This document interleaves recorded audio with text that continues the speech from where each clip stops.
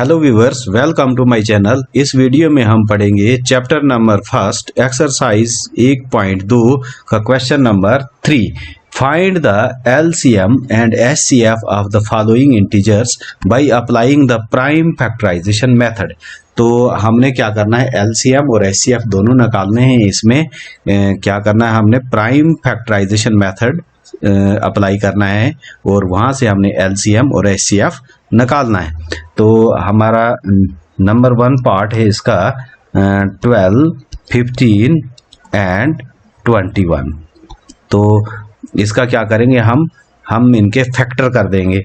तो 12 के क्या फैक्टर आ जाएंगे हमारे पास, 12 के फैक्टर आएंगे ये 2 मल्टीप्लाइड बाई 2 मल्टीप्लाइड बाई 3, ये आ जाएंगे इसके फैक्टर। क्योंकि 12 के फैक्टर क्या आ जाएंगे, ये 2 से डिवाइड हो जाएगा, ये 6 फिर 2 से और ये 3। इसी तरह से हम करेंगे 15 के फैक्टर। 15 के फैक्टर क्या आ जाएंगे हमारे पास, 15 3 से जाएगा, 5 3 जार 15, तो ये आ जाएगा 3 मल्टीप्लाइड बाई 5। तो इस ये जो अगला है 21 के क्या फैक्टर आ जाएंगे, 21 जो है ये भी 3 से डिवाइड हो जाएगा, तो ये आ जाएगा 3 मल्टीप्लाइड बाई 7। तो अब हम निकालेंगे एलसीएम। एलसीएम किसका निकालना है हमने, एलसीएम 12, 15 और 21 का। तो ये क्या आ जाएगा हमारे पास, तो हम ले जाएंगे ये 2, जो मैंने बोला था कि ये पावर 2 बन जाएगी, तो हम 2 की पावर 2, तो मतलब 2 मल्टीप्लाइड बाई 2 ले जाएंगे, मल्टीप्लाइड बाई 3, फिर मल्टीप्लाइड बाई 5 और मल्टीप्लाइड बाई 7। तो ये कितना आ जाएगा हमारे पास, ये आ जाएगा हमारे पास 2 2 जार 4, 4 3 जार 12, 12 5 जार 60, 60 और ये आ जाएगा हमारे पास 420। ये आ गया हमारा एलसीएम। अब हमने निकालना है एचसीएफ। एचसीएफ किसका, 12, 15 एंड 21। तो ये आ जाएगा हमारे पास 12 में क्या है हमारे पास, जो कॉमन है हमने वही लेना है। तो ये क्या आ जाएगा हमारे पास, ये आ जाएगा हमारे पास 3, क्योंकि 3 इसमें भी है, 3 इसमें भी है और 3 इसमें भी है। तो ये आ जाएगा हमारा एचसीएफ। इस तरह से हमने पार्ट 1 इस सॉल्यूशन फाइंड कर लिया। तो अगला पार्ट जो है वो है 17, 23 और 29।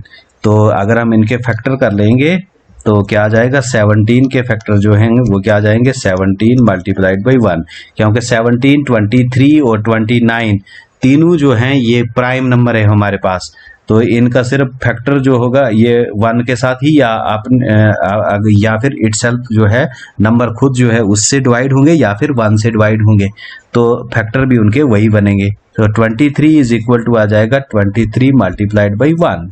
तो 29 इसी तरह से देखेंगे तो 29 भी प्राइम नंबर है, तो ये भी इसका भी जो होगा मल्टीप्लाइड बाई 1 ही होगा।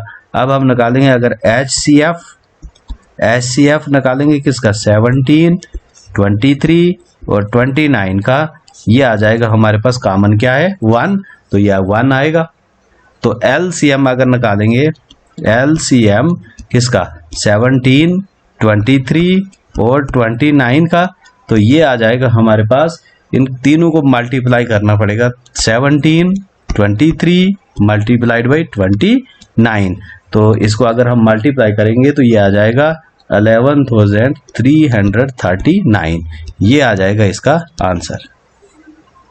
तो अगला पार्ट जो है वो है 8, 9 एंड 25। तो इनके फैक्टर आ जाएंगे 8 के 2 multiplied by 2 multiplied by 2 multiplied by 1। तो ये आ जाएगा 2 रेज़ टू पावर 3 भी लिख सकते हैं हम इसको। तो 9 के अगर हम फैक्टर करेंगे 3 मल्टीप्लाइड बाई 3 मल्टीप्लाइड बाई 1, और इसको हम 3 रेज़ टू पावर 2 भी लिख सकते हैं। तो इस तरह 25, तो 25 के फैक्टर आ जाएंगे 5 multiplied by 5 multiplied by 1 is equal to 5 raise to power 2 भी लिख सकते हैं हम इसको। तो एचसीएफ वही कॉमन नहीं, खाली 1 है, तो एचसीएफ इसका भी जो है 1 आ जाएगा। और एलसीएम अगर देखेंगे तो एलसीएम में हमें ये सारे ही लेने पड़ेंगे, 2 raise to power 3, 3 raise to power 2 और 5 रेज़ टू पावर 2। और अगर हम इसको मल्टीप्लाई करेंगे तो ये 8 है, 1800 या 1800 के बराबर आएगा। तो यही हमारा आंसर होगा। इस तरह से हम HCF और LCM फाइंड करेंगे। तो नेक्स्ट क्वेश्चन है हमारा question number 4। Given that HCF of 306 657 is 9। तो कितना है 657 और 306 का जो LCM है वो है HCF जो है वो है 9। तो हमने LCM मालूम करना है। तो हमारा HCF पहले देखेंगे हम नंबर्स क्या है हमारे पास। नंबर्स हैं, नंबर्स क्या है हमारे पास 306 और दूसरा है हमारा 657। तो HCF भी दिया हुआ है। HCF कितना है हमारे पास 9। तो हमने LCM मालूम करना है। तो हमारे पास एक तो हम जानते हैं we know that LCM multiplied by HCF is equal to product of the given numbers. तो LCM हमने निकालना है। तो LCM आ जाएगा is equal to product of the numbers, product of given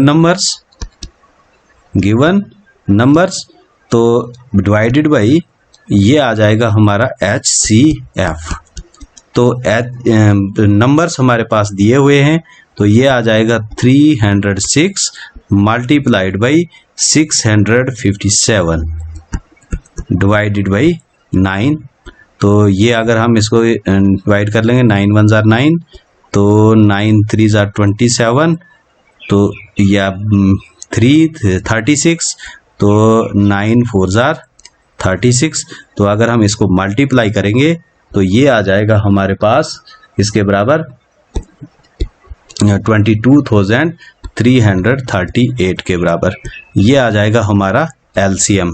तो हम इसका फाइनल आंसर इस तरह से लिख देंगे। Hence LCM of 306 and 657 is 22,338।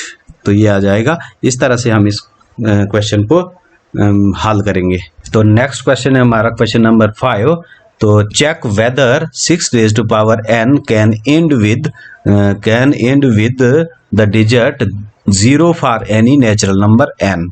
तो हमें क्या करना है कि 6 raised to power n हमने देखना है कि ये जो डिजिट हो गए इसमें ये एंड करेगा 0 के साथ किसी भी नेचुरल नंबर के लिए। तो पहले में हम समझ लेते हैं इसको, उसके बाद हम इसका सॉल्यूशन फाइंड करेंगे। जैसे मैं लिखता हूँ 10 raised to power n। अगर हम कोई भी इसको अगर हम देखते हैं तो 10 raised to power n, अगर हमने 10 नेचुरल नंबर कोई भी ले लिया, हमने 1 लिया, तो ये आ जाएगा हमारे पास 10। इसका मतलब इसका एंड किससे होता है 0। एंड पर क्या आया 0। इसी तरह से अगर हम 10 raised to power n की जगह मैं 2 ले जाता हूँ तो ये आ जाएगा 10 multiplied by 10 is equal to 100। तो इसमें भी ये जो 100 है ये भी इसका एंड जो है वो किस तरह होता है 0 के। तो इसी तरह से अगर मैं 10 raised to power 3 ले जाता हूँ तो ये 10 multiplied by 10 multiplied by 10 is equal to आ जाएगा 1000। तो जो 1000 है इसका एंड भी 0 से होता है। तो इस तरह से अगर हम इनके फैक्टर करें, अगर मैं इनके फैक्टर करता हूँ 10 के फैक्टर करूँगा तो ये क्या आ जाएगा 2 से 5 2 जार 10। तो 10 के क्या फैक्टर आगे 2 मल्टीप्लाइड बाई 5। इसी तरह से अगर मैं देखता हूँ 100 के फैक्टर करके 2 के साथ तो ये आ जाएगा हमारे पास 50, फिर 2 के साथ ये 25, फिर 2 के साथ तो नहीं जाएगा अब ये अब 5 के साथ तो ये आ जाएगा 5। तो ये आ जाएगा 100 is equal to 2 multiplied by 2 multiplied by 5 multiplied by 5, ये फैक्टर। अब हमने इसमें क्या देखा कि जिस नंबर का भी एंड जो है वो 0 से होता है तो ये एक तो उसमें जो है उसके फैक्टर में या एक तो 2 आना ज़रूरी है, दूसरा 5 आना ज़रूरी। ये दो चीज़ें हमने देखी। इसमें किसी में भी हम देखेंगे अगर जिसका एंड 0 से होता है अगर हम उसके प्राइम फैक्टर करेंगे तो उसमें 2 और 5 ज़रूर आएगा। 2 और 5 अगर नहीं आते हैं तो उसका एंड जो है वो 0 नहीं होगा। इसका मतलब ये यूनिक नंबर हैं, फिक्स नंबर हैं जिसके बी फैक्टर में 2 आएगा और 5 आएगा तो वही वो नंबर जो होगा उसका इंड जो होगा वो 0 से होगा। अदरवाइज ऐसा नहीं होगा। ये यूनिक नंबर है और फिक्स नंबर है। तो कौन कौन से फिक्स नंबर? 2 और 5। तो ये नंबर जो हैं अगर होंगे उनके फैक्टर में तो उस वक्त जो होगा उसका इंड जो होगा वो 0 से होगा। अब हम इस क्वेश्चन नंबर 5 का सॉल्यूशन फाइंड करेंगे। तो सॉल्यूशन में हम लिखते हैं prime factor of 6 raise to power n। तो मैं इसको ऐसे लिख सकता हूं 2 multiply by 3 raise to power n।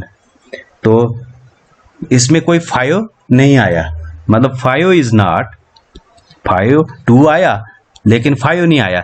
एक आ रहा है एक नंबर, ये दोनों होने चाहिए थे इसमें 2 और 5, तभी जाके इसका एंड जो है वो 0 से हो सकता था, अदरवाइज ये पॉसिबल नहीं है। तो 5 is not a factor of 6 raise to power n for a digit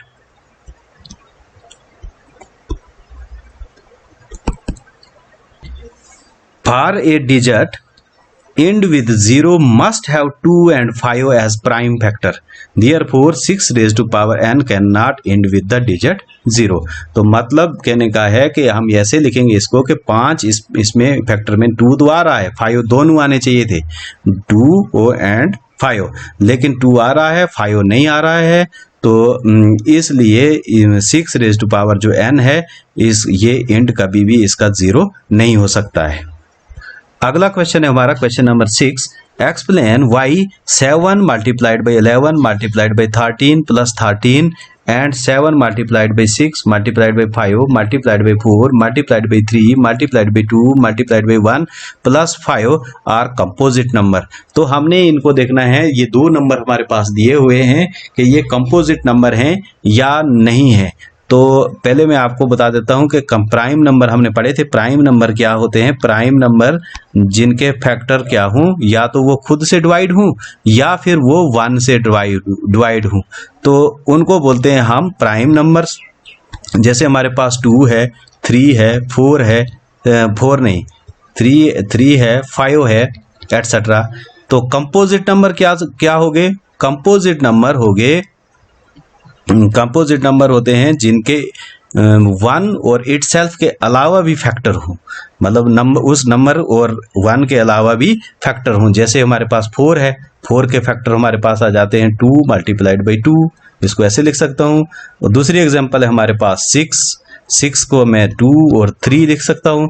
तो ये हैं हमारे कंपोजिट नंबर। अब अगर हम 2 प्राइम नंबर लेंगे, 2 प्राइम नंबर जैसे हमने 2 एंड 2 लिया और 3 लिया, 2 एंड 3 लिए, 2 प्राइम नंबर हैं।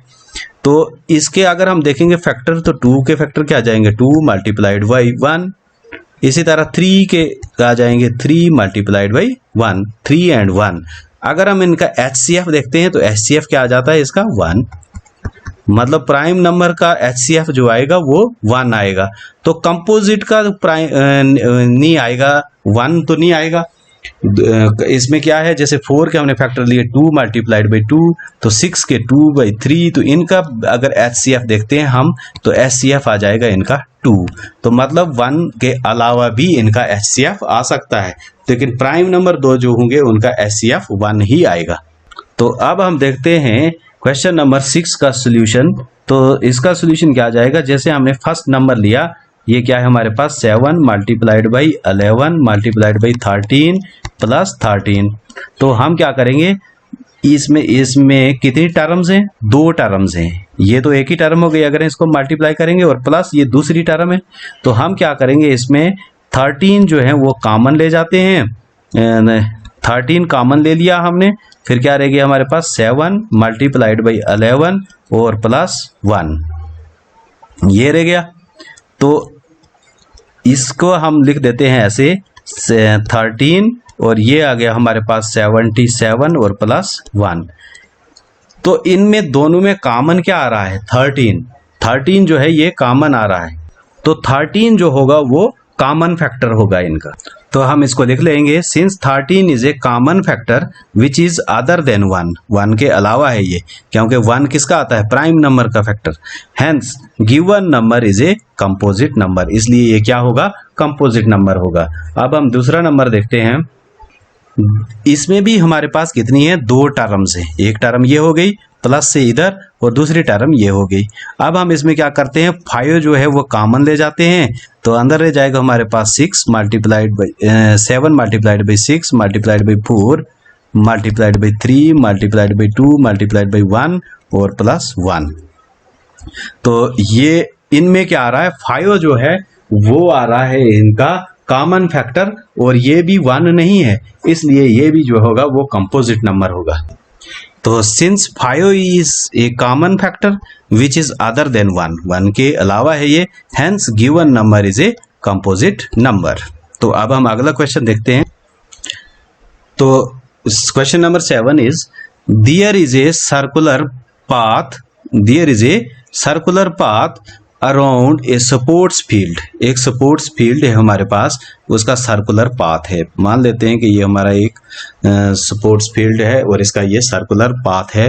तो इसमें क्या होगा, Sonia takes 18 minutes to drive 1 round of the field. फर्ज करो कि ये स्टार्टिंग पॉइंट है हमारा ए, तो ए से शुरू करती है और सोनिया जो है उसको एक चक्कर काटने में 18 मिनट्स लगते हैं। तो वाइल रवि टेक्स 12 मिनट्स, तो यहीं से अगर रवि शुरू करता है तो उसको कितने मिनट्स लगते हैं, 12 minute. Suppose they both start at the same point, ये एक ही पॉइंट से शुरू हो रहे हैं, and at the same time, एक ही टाइम में शुरू हुए यहाँ से चलना, and go in the same direction, और फर्ज करो कि ये इसी डायरेक्शन से आए ये और यहाँ पर दोबारा पहुंचेंगे। After how many minutes will they meet again at the starting points, कितने मिनटों के बाद ये ए पॉइंट पर दोनों मिलेंगे। तो हम क्या करेंगे, हम इन दोनों का एलसीएम निकाल देंगे, और जो एलसीएम आएगा उतने मिनट के बाद ये इसी जगह पर मिलेंगे। तो हम लिखते हैं इसको, time taken by Sonia to drive 1 round, कितने, 18 मिनट, ये दिया हुआ है हमें। Time taken by Ravi to drive 1 round 12 minutes, ये भी हमें दिया हुआ है। तो अब हम इसके क्या कर देते हैं, 18 के कर देंगे हम फैक्टर्स, ये आ जाएगा 2 मल्टीप्लाइड बाई 3 मल्टीप्लाइड बाई 3, तो इसको हम इस तरह से लिख सकते हैं 2 multiplied by 3 raise to power 2। तो 12 के फैक्टर करेंगे तो ये 2 मल्टीप्लाइड बाई 2 मल्टीप्लाइड बाई 3, तो ये आ जाएगा 2 raise to power 2 multiplied by 3। तो एलसीएम आ जाएगा, हमें जो ज़्यादा वाली पावर है वही लेनी है, तो 2 raise to power 2 multiplied by 3 raise to power 2, तो ये आ जाएगा 4 मल्टीप्लाइड बाई 9, ये आ गया हमारे पास 36 मिनट्स। तो इसका मतलब हो गया, hence they meet each other at starting point after 36 minutes. इसका मतलब हो गया कि 36 मिनट के बाद वो मिलेंगे। उस वक्त रवि जो है वो अपने 3 चक्कर पूरे कर गया होगा, और सोनिया जो है वो 2 चक्कर पूरे कर गई होगी। तो रवि और सोनिया 2 और 3 चक्कर लगाकर वो फिर एक जगह पर फिर से स्टार्टिंग पॉइंट पर मिलेंगे। तो आई होप ये क्वेश्चन आपको अच्छी तरह से समझ में आए होंगे। थैंक्स।